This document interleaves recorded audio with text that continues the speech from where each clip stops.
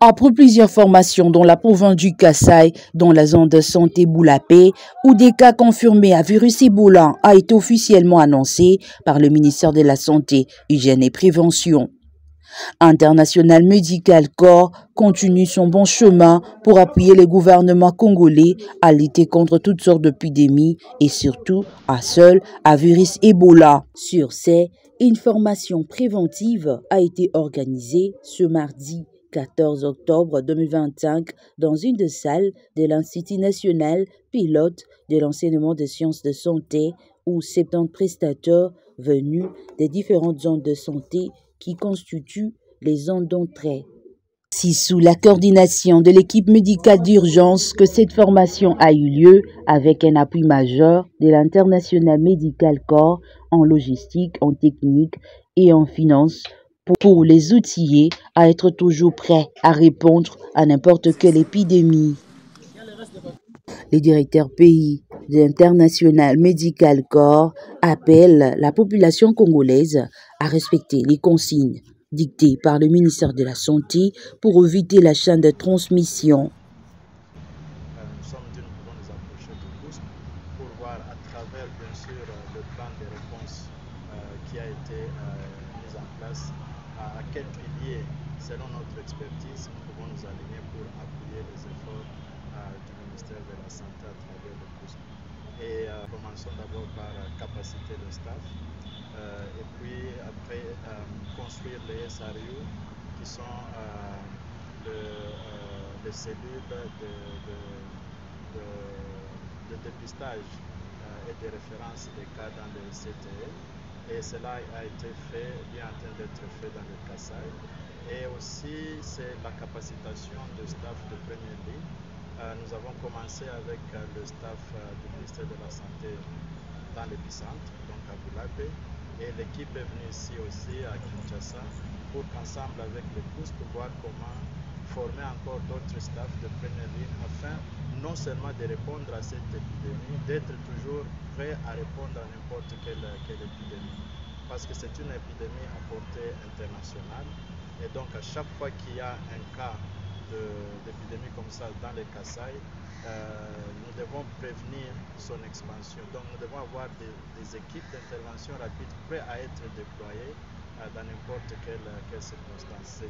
Les directeurs pays d'International Medical Corps appellent la population congolaise à respecter les consignes dictées par le ministère de la Santé pour éviter la chaîne de transmission.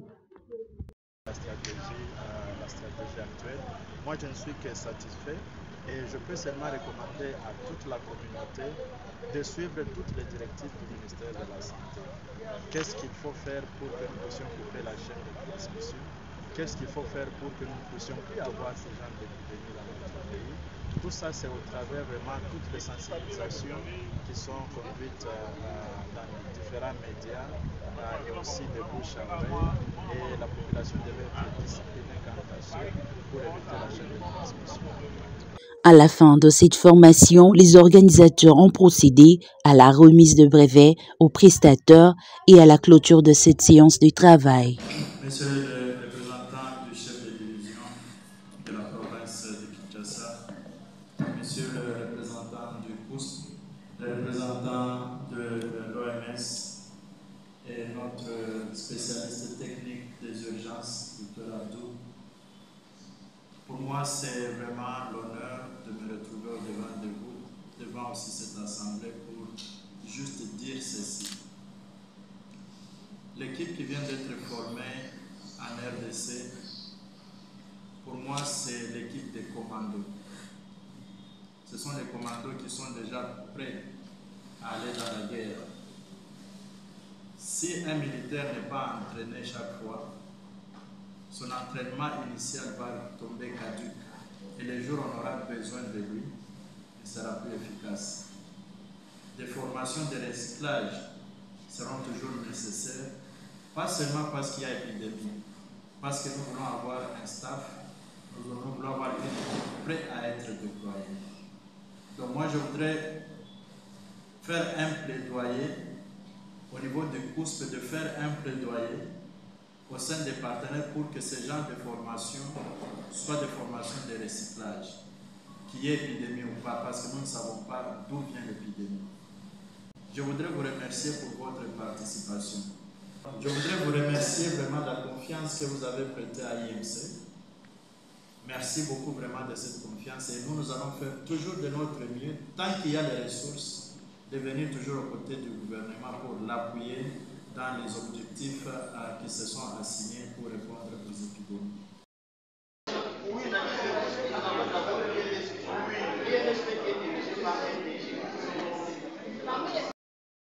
Pouvez-vous vous présenter s'il vous plaît? Je m'appelle Beda Belépé, je suis parmi les... C'était une formation, une très bonne formation de prévention au cas où nous aurons des cas confirmés ici dans la ville province de Kinshasa, comment nous allons faire pour prendre en charge ces cas-là. Nous sommes maintenant en mesure de prendre en charge des cas de maladies à virus Ebola. Okay? Nous savons maintenant comment fonctionne un centre de traitement de Ebola.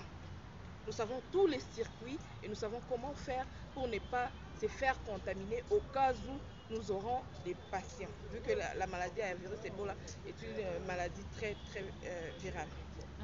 Les organisateurs, parce que nous avons eu une formation de qualité qui nous propulse au rang d'experts, parce que tel que je suis là, je suis en mesure de donner mon point de vue et de bien gérer un centre de traitement de maladies à virus Ebola.